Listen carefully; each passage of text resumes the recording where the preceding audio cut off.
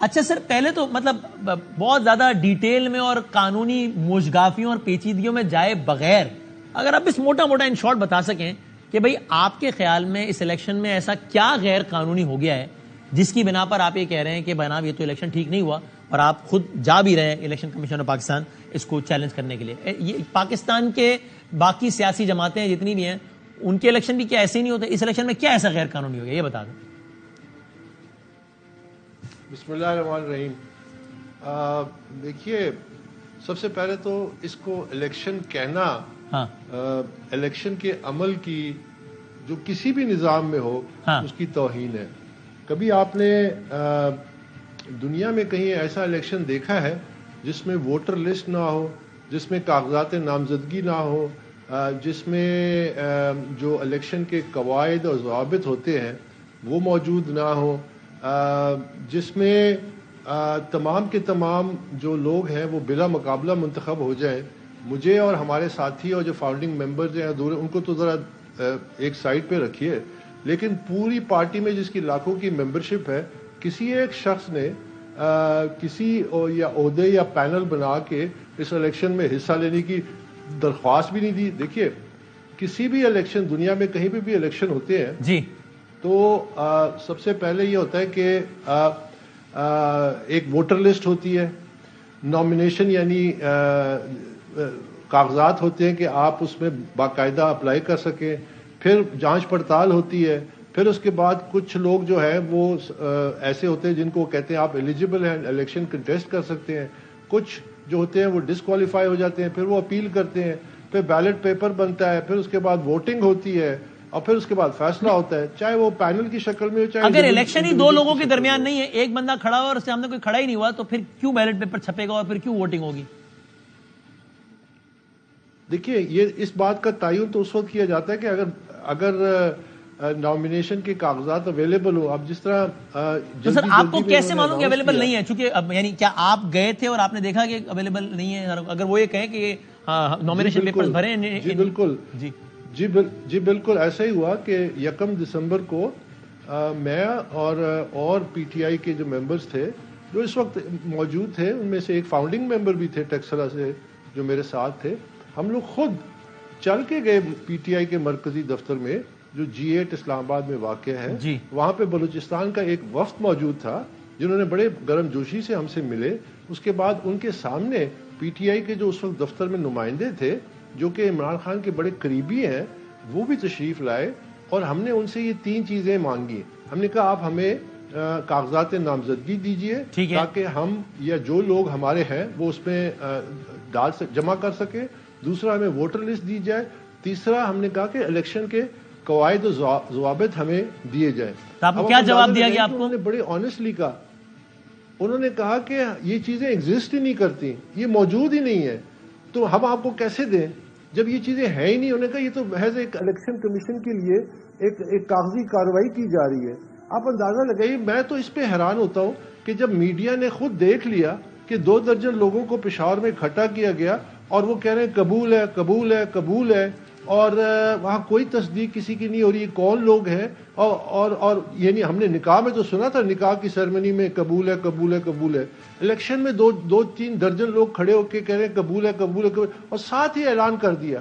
آپ نے کوئی دیکھا کہیں ووٹنگ ہوئی ہے؟ آپ نے کہیں دیکھا کسی نے نامینیشن پیپرز؟ تو آپ یہی سارا معاملہ جو آپ نے ابھی بتایا ہے مختصراً، آپ یہی معاملہ لے کر الیکشن کمیشن آف پاکستان جائیں گے اور ان سے مطالبہ کریں گے کہ اس الیکشن کو کالعدم قرار دیا جائے اور دوبارہ الیکشن کروایا جائے؟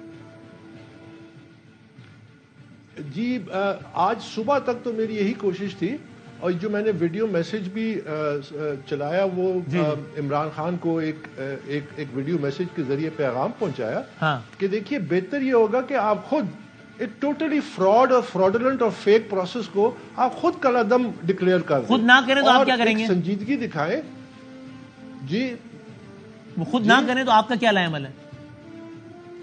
جی میں اس پہ آ رہا ہوں. تو اگر وہ خود سنجیدگی دکھائے اور ایک نیا الیکشن کمیشن تشکیل کرے اور یہ جو تمام میں نے بنیادی باتیں کی ہیں یہ سامنے لائیں، اور تو ہم اس میں ہمارا وہ کیا ہے، مدعا کیا ہے. ہم کہتے ہیں کہ ہم اس پارٹی کے رکن ہیں. بائی دا وے، آپ جو ابھی ڈسکشن کر رہے تھے، میں پاکستان تحریک انصاف کا وہ واحد فاؤنڈنگ ممبر ہوں جو نہ صرف اس کی جو بنیادی آئین بنانے کی کمیٹی میں شامل تھا جو کہ ڈاکیومنٹڈ ہے، میرے علاوہ سعید اللہ خان نیازی تھے جو آج بھی حیات ہیں، فاؤنڈنگ پریزیڈنٹ پنجاب کے جو میرے ساتھ ہیں، اس کے علاوہ فوزیہ قصوری تھی، اس کے علاوہ معراج محمد خان مرحوم تھے، اس کے علاوہ ڈاکٹر عارف علوی تھے.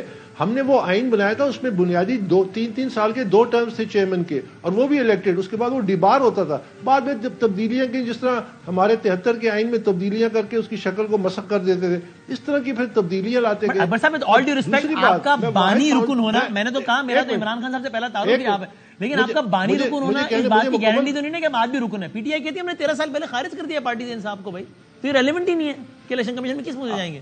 آپ بدامی صاحب تھوڑا سا جملہ مکمل کرنے دیا کریں تو وہ آپ کا اگلا سوال خود بخود اس پہ جواب آ جاتا ہے. میں واحد فاؤنڈنگ ممبر ہوں جس کی ممبرشپ کے حوالے سے الیکشن کمیشن آف پاکستان نے مئی 2017 میں اپنا ایک فیصلہ سنایا کہ اکبر ایس بابر نہ صرف ممبر ہے بلکہ پرومیننٹ ممبر ہے، اور کسی قسم کا کوئی شواہد نہیں دیے گئے کہ اس کو پارٹی سے نکالا ہے.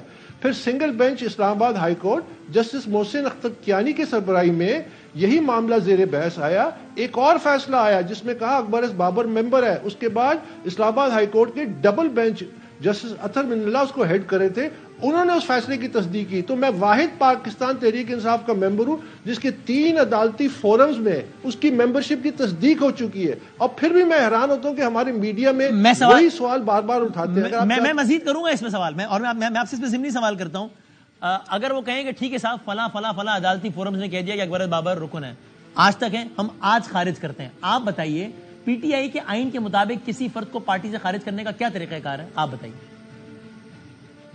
دیکھیے اس کا تو جو ایک مروجہ طریقہ کار ہے، ویسے پی ٹی آئی کے اب جو لیٹسٹ جو آئین ہے بیسک نارملی ہوتا ہے وہ یہ ہوتا ہے کہ جب کسی شخص یا ممبر پہ کوئی الزام ہوتا ہے کہ بے قاعدگی کا یا کسی حوالے سے جو قوانین کی خلاف ورزی کا، تو وہ ایک ان کو شو کاز نوٹس دیا جاتا ہے. شو کاز نوٹس کے بعد وہ اس کا جواب جمع کراتے ہیں. پھر اس کے بعد ایک ان کی ہیئرنگ ہوتی ہے. ہیئرنگ کے بعد پھر جو بھی کمپیٹنٹ اتھارٹی ہوتی ہے اس سیاسی جماعت کے آئین کے مطابق پھر وہ فیصلہ سناتے ہیں. مروجہ طریقہ تو یہ ہے. 13 سال میں کبھی کوئی شو کاز ایشو نہیں ہوا گیا؟ کبھی بھی کوئی شو کاز نہیں ایشو کیا گیا. اگر دیکھیں نا، اگر کیا، آپ مجھے یہ بتائیں آپ کے خیال میں جسٹس اطہر من اللہ اور ایک اور جج، ایک ڈویژن بینچ کا 2 ججز بیٹھے، انہوں نے یہ تمام معاملات کے دیکھا نہیں؟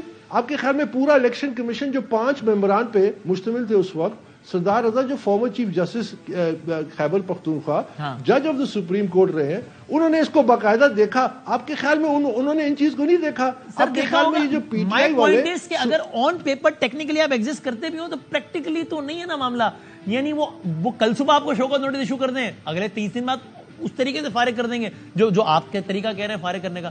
پریکٹیکل بات تو یہی نا کہ بھائی عمران خان سمیت پوری پارٹی آپ کو ڈس اون کر رہی ہے، تو کاغذ پہ کچھ ٹیکنیکلی ثابت ہو بھی جائے تو عملاً تو نہیں ہے نا ممبر. عملاً پوری پارٹی نہیں ڈس اون کر رہی. دیکھیے ایسے تو پھر آپ کہہ دیں کہ بھائی ہمارے ملک میں ہمارے جو قوانین ہیں وہ ویسے کاغذوں کے لیے اس پہ عمل درآمد کرنا یہ کہاں کی بات ہے؟ ہم اس پہ کیسے عمل کر سکتے ہیں؟ کیونکہ حقیقت تو کچھ اور ہے، گراؤنڈ ریالٹی تو کچھ اور ہے. صبح شام آئین قانون